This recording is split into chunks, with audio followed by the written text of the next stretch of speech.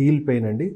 అంటే heel pain అంటే మడమల్లో విపరీతమైన తీవ్రమైన నొప్పులు అనేవి చాలామందికి ఇదవుతూ ఉంటారు. సో మనం ఆ కండిషన్ని ప్లాంటర్ ఫెసైటిస్ ఆర్ అచిలీస్ టెండన్ కూడా ఉంటుందండి. పాదం కింది భాగంలో మనకి నొప్పులు, తీవ్రమైన నొప్పులు వచ్చే అవకాశం ఉంది. అంటే కింది భాగంలో లేదా వెనక భాగంలో. కింది భాగంలో చాలామందికి ఏం జరుగుతుందంటే యూరిక్ యాసిడ్ ప్రాబ్లమ్స్ వల్ల, సమస్యల వల్ల, కాల్షియం లేకపోతే కాల్షియం బ్లడ్లో తగ్గిపోవడం వల్లనో, కాల్షియం అనేది వీకెస్ట్ జోన్స్ నుంచి బ్లడ్ అనేది సక్ చేయడం స్టార్ట్ అవుతూ ఉంటుందండి. రెగ్యులర్గా సక్షన్ క్రియేట్ అవుతూ మనకు హీల్ కింద చిన్న ముళ్ళు లాంటి స్ట్రక్చర్ ఫామ్ అయ్యే అవకాశం ఉందండి. అండ్ అలాగే మడమ వెనక వైపు కూడా మనకు ఆ ముళ్ళు లాంటి స్ట్రక్చర్ ఫామ్ అయ్యే అవకాశం ఉంది. కొంతమందికి మోకాలు చిప్పలలో కూడా వచ్చే అవకాశం ఉంది. వాటిని ఆస్టియోఫైట్స్ అంటాం. సో ఈ ఆస్టియోఫైట్స్ చిన్న చిన్న ముళ్ళు లాంటి స్ట్రక్చర్స్. చాలామంది అనుకోవచ్చు కాల్షియం ఎక్కువ అని అనుకోవచ్చు. కాదండి, మీ బ్లడ్లో కాల్షియం శాతం తక్కువ ఉంది. అంటే మీ బాడీలో యూరిక్ యాసిడ్ పెరిగిన బ్లడ్లో ఉన్న కాల్షియం అంతా కరిగిచ్చేస్తూ ఉంటుంది కాబట్టి, అరగదీస్తూ ఉంటుంది కాబట్టి, బోన్స్ని అరగదీస్తూ ఉంటుంది కాబట్టి, కాల్షియం రిక్వైర్మెంట్ విపరీతంగా బాడీకి పెరిగిపోవడం వల్ల వీకెస్ట్ జోన్ నుంచి కాల్షియం రిజర్వ్స్ ఏవైతే మన బోన్స్లో ఉన్నాయో అవి సక్ చేసే విధానంలో మెల్లిమెల్లిగా మీకు ఆ స్ట్రక్చర్స్ ఫామ్ అవుతూ ఉంటుంది. సో దీనికి పరిష్కారం ఏం లేదండి. చాలామందికి ఇంజెక్షన్స్, పెయిన్ కిల్లర్ ఇంజెక్షన్స్ వాడడమో లేకపోతే సర్జరీ చేసి ఆ పెరిగిన ముళ్ళు లాంటి స్ట్రక్చర్ని రిమూవ్ చేయడం అనేది జరుగుతూ ఉంటుంది. సో మళ్ళీ పెరుగుతూ ఉంటుంది. సో మనం చేయాల్సింది ఏంటి అని అంటే, మీ బాడీలో ఉన్న ఫంక్షనల్ ఇంబ్యాలెన్స్, అంటే చెప్పాను కదా, మీ బ్లడ్లో కాల్షియం రిక్వైర్మెంట్ తగ్గిందా లేకపోతే యూరిక్ యాసిడ్ పెరిగి తగ్గిందా, ఏ కారణాల వల్ల ఇది పెరిగిందని మేము గ్రహించి ఆ ప్రాబ్లమ్ని, అంటే ఇంకెక్కువగా మనము పెరగకుండా ఉండడానికి, ఇంకెక్కువగా డ్యామేజ్ పెరగకుండా ఉండడానికి మనం కరెక్ట్ చేస్తూ, ఆ కిడ్నీలో ఉన్న ఫంక్షనల్ ఇంబ్యాలెన్స్ని, డిఫెక్ట్ని కరెక్ట్ చేస్తూ, మీ బాడీలో ఉన్న లోపాలను కరెక్ట్ చేస్తూ, మేము బాడీలో ఎక్సెస్ యాసిడ్స్ని మొత్తం రిమూవ్ చేయడానికి మీ డైట్ ద్వారా, మెడిసిన్స్ ద్వారా మేము ఇస్తూ ఉంటే ఆ స్ట్రక్చర్కి ఇంకా స్ట్రెంగ్త్ అనేది ఏమాత్రం కూడా ఏర్పడకుండా వీక్ అవడం స్టార్ట్ అవుతూ ఉంటుంది. ఎప్పుడైతే స్ట్రక్చర్ వీక్ అవడం స్టార్ట్ అవుతుందో అప్పుడు మేము యాక్యుపంక్చర్ వైద్యం ద్వారా, లేకపోతే టాక్సిన్, థైలాండ్కి సంబంధించిన టాక్సిన్ ట్రీట్మెంట్, అంటే వితౌట్ సర్జరీ ట్రీట్మెంట్స్ ద్వారా ఆ రప్చర్ చేయడం జరుగుతుంది. అంటే ఆ స్ట్రక్చర్ చాలా వీక్ అయిపోయి, బ్రిటిల్ అయిపోయి, చూర అంటే మొత్తం పొడి రూపంలో అయిపోవడం జరుగుతూ ఉంటుంది. సో మా ట్రీట్మెంట్ కేవలం 2 నుంచి 3 నెలల లోపే, అంటే మ్యాక్సిమం చాలామందికి 1 మంత్ 2 మంత్స్లోనే ఈ ప్రాబ్లం క్లియర్ అయిపోతుంది. కొంతమందికి 2 మంత్స్, ఎంత తీవ్రంగా ఉంటే 2 మంత్స్ 3 మంత్స్ కూడా అయ్యే అవకాశం.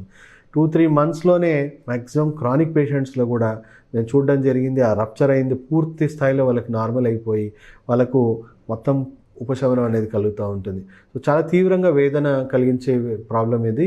ఎందుకంటే మనము కింద అడుగు పెడితే మనకు చెప్పులో ముళ్ళు గుచ్చుకుంటే ఎంత తీవ్రంగా మనకు నొప్పి ఉంటుందో, అలా ఈ ప్రాబ్లం ఉన్న వాళ్ళకి అందరికి కూడా హీల్ పెయిన్లో విపరీతంగా నొప్పి ఉంటుంది. వాళ్ళు అడుగు కింద పెట్టి ఒక అడుగు నుంచి ఇంకో అడుగు పెట్టడానికి చాలా తీవ్రంగా ఇబ్బంది పడుతూ ఉంటారు. సో చాలామంది కుషన్ చెప్పులు అవి ఇవి దొరుకుతుంటాయి. దానివల్ల కొంచెం ప్రెషర్ అనేది కొంచెం రెడ్యూస్ అవుతుంది, ఎంతో కొంత హెల్ప్ అవుతుంది. అండ్ మీకు కొన్ని నేను యాక్యుప్రెషర్ పాయింట్స్ కూడా షేర్ చేసుకుంటాను. అవి ప్రెస్ చేసుకోవడం వల్ల కూడా మీకు చాలా చక్కగా పెయిన్ అనేది మేనేజ్ చేసుకోవచ్చు. కానీ పెయిన్ మేనేజ్మెంట్ అనేది ట్రీట్మెంట్ కాదు, కేవలం ఉపశమనం మాత్రమే. సో మీరు దయచేసి సెకండ్ లైఫ్ హాస్పిటల్ని విజిట్ చేయండి, దీనికి సంపూర్ణ వైద్యం పొందండి. సో ఇప్పుడు మీకు ప్రెషర్ పాయింట్స్ చూపిపోతున్నాను. సో జస్ట్ మీ లెఫ్ట్ హ్యాండ్ ఇలా పెట్టుకోండి. మీ లెఫ్ట్ హ్యాండ్లో ఈ మిడిల్ ఫింగర్, ఇది రింగ్ ఫింగర్. సో ఒకవేళ మీకు రైట్ లెగ్లో మీకు ప్రాబ్లం ఉందనుకోండి, హీల్లో, మీరు ప్రెస్ చేయాల్సింది ఈ మిడిల్ ఫింగర్కి ఎండ్ పాయింట్ అండి. అదే మీ లెఫ్ట్ లెగ్లో ప్రాబ్లం ఉందనుకోండి, ఈ రింగ్ ఫింగర్ ఏదైతే ఉందో, మీ లెఫ్ట్ హ్యాండ్ సంబంధించిన రింగ్ ఫింగర్ టిప్ ఏదైతే ఉందో ఈ ఏరియాని మనం స్టిమ్యులేట్ చేయాల్సింది ఉంది. సో చూసుకుంటే ఈ పెన్ వెనక భాగం కానీ, పెన్సిల్ వెనక భాగం కానీ తీసుకొని ఇలా ప్రెస్ చేసుకుంటూ ఉండండి. దీన్ని ఇలా స్టిమ్యులేట్ చేసుకుంటూ ఉండండి. లేదా మీకు ఏది అవైలబుల్ లేకపోతే మీ బొటనేలు వెనక బోన్ ఏదైతే ఉందో దానితో కూడా గట్టిగా ప్రెస్ చేసుకుంటూ ఉండండి. ఈ యాక్యుప్రెషర్ పాయింట్ని మనం ప్రెస్ చేసుకోవడం వల్ల మీరు కరెక్ట్గా స్టిమ్యులేట్ చేసుకుంటే ఇన్స్టెంట్గా 30 సెకండ్స్లో మీరు వాక్ చేసి చూడొచ్చు. మీకు ఇమ్మీడియట్గా పెయిన్ అనేది ఆన్ ద స్పాట్ తగ్గిపోతుంది, ఆన్ ద స్పాట్ ఉపశమనం కలుగుతుంది. సో అనవసరంగా పెయిన్ కిల్లర్స్ వాడి ఇంకా కిడ్నీ సమస్యలు పెంచుకొని ఇంకా మీ ప్రాబ్లమ్ని తీవ్రతరం చేసుకోవడం అనేది మంచిది కాదు. సో పెయిన్ కంట్రోల్ చేయడానికైతే నేను చూపించిన ఈ పాయింట్స్ని మీరు రెగ్యులర్గా స్టిమ్యులేట్ చేసుకోండి. దానివల్ల ఉపశమనం కలుగుతుంది. కానీ దీన్ని ఎక్కువ రోజులు ఇలాగే పెంచి పోషించకండి. ఎందుకంటే ఇది రోజు రోజుకి ఇంకా బలంగా ఇంకెక్కువ డ్యామేజ్ చేస్తుంది. మీకు నడవడం చేయడానికి కూడా, మీ రోజువారీ పనులు చేసుకోవడం కూడా మీకు చాలా ఇబ్బందికరంగా ఉంటుంది. కాబట్టి ఈ పరిష్కారం అనేది జస్ట్ కేవలం నెల నుంచి 2 నెలల్లోనే మీకు పూర్తి పరిష్కారం అవుతుంది. కాబట్టి దయచేసి సెకండ్ లైఫ్ హాస్పిటల్ రండి, పూర్తి పరిష్కారం పొందండి, పూర్తి ఉపశమనం పొందండి. అందరికీ ఈ వీడియో షేర్ చేస్తారని కోరుకుంటూ మీ డాక్టర్ సాగర్. అమ్మా మీ పేరేంటమ్మా? పేరుంది. మీరు అంటే ఏ ప్రాబ్లం ఉంది మీకు? ఇక్కడ ఏ ప్రాబ్లం? Heel pain. 2 కాళ్ళకా లేకపోతే ఒకటేదా? రైట్ కాళ్ళకి. అంటే ఎన్ని సంవత్సరాల నుంచి ఉందమ్మా పెయిన్? నేను తొందరగానే వచ్చేసానండి.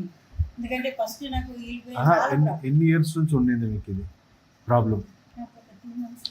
2 మంత్స్ నుంచి హీల్ పెయిన్ సివియర్గా ఉంది. ఫిబ్రవరిలో ఇప్పటికి 5 మంత్స్ అవుతుంది అనుకోండి. అచ్చా, 5 మంత్స్ నుంచి. ఓకే. సో ట్రీట్మెంట్ పరంగా ఎక్కడెక్కడ పోవాల్సి వచ్చింది మీకు దీని పరంగా? నేను రెగ్యులర్గా జనరల్ ఫిజిషియన్ దగ్గరికి వెళ్ళాను ఇప్పుడు చెకప్ ఉంటుంది. ఓకే. ఆయన ఆర్థోపెడిక్ రెఫర్ చేశారు. అక్కడికి వెళ్ళాను, చూపించుకుంటేనేమో సరేనమ్మా తగ్గుతుంది, ఫిజియోథెరపీ చేయించుకోండి అన్నారు. ఓకే. రెగ్యులర్గా 1 వీక్ చేస్తే తగ్గుతుంది అన్నారు. కానీ 1 వీక్ చేసినా కానీ కొంచెం కూడా నాకు తగ్గలేదండి. ఓకే. అసలు ఏమాత్రం తగ్గలేదు. చూసిన తర్వాత ఇంకా ఆయన ఏమన్నారంటే ఇంజక్షన్ వేస్తాను, స్టెరాయిడ్స్ లేకపోతే ఆపరేషన్ అన్నారు. అనేసరికి ఇంజక్షన్ సైడ్ ఎఫెక్ట్స్ ఉంటాయి అని నాకు తెలుసు. అనేసరికి నాకు భయం వేసింది. ఏది కదా ఈ స్టెరాయిడ్స్తోని కష్టము, మళ్ళీ ఆపరేషన్ అన్న ప్రాబ్లం ఏమన్నా అవుతుందేమో. అంత లోపలే ఇది యూట్యూబ్లో చూశాను. చూసిన తర్వాత సరే ఇది నా కాలుకు చెప్పినట్టుగా ఉంది, నాకు ఎట్లా ఉందో అది అట్లాగే ఉంది కదా అనేసి మీ దగ్గరకు వచ్చాను. వచ్చిన తర్వాత నాకు 1 వీక్ లోపలనే బాగా ఫీల్ అయింది. అసలు ఎంత నేను బాత్రూంలోకి నడవడానికి కూడా కష్టంగా ఉంది, అంత పెయిన్ ఉందండి నాకు. ఒక 15 days మెడిసిన్ లేక భరించాను. అది రాను రాను ఎక్కువైపోయి ఇట్లా అయిపోయింది. మీ దగ్గరకు వచ్చేసరికి 1.5 month అయింది పెయిన్తో. ఆ తర్వాత ఒక 2-3 అక్యుపంక్చర్ థెరపీలకి నాకు బాగా అనిపించింది. పెయిన్ చాలా వరకు తగ్గింది. సో చాలా రిలీఫ్ ఉంది కదా? చాలా రిలీఫ్ అనిపించింది. నేను చాలా మందికి చెప్పాను అందరికి, మా బావగారికి కూడా చెప్పాను. ఇది ఆయనకేంటి రుమటాయిడ్ పెయిన్స్ బాగుంది. అంటే బాగా నాకు చాలా ఫీల్ అయింది. మీరు పెయిన్స్తో బాగా బాధపడుతున్నారు కదా, పెయిన్స్తో బాధపడే వాళ్ళు తప్పకుండా ఈ హాస్పిటల్కి వెళ్తే తగ్గుతుంది. అదైతే నా అనుభవంతో చెప్పాను అని అంటే దీనికి వెళ్తాను నేను. అది సరే అమ్మా, థ్యాంక్ యూ అమ్మా, థ్యాంక్ యూ వెరీ మచ్.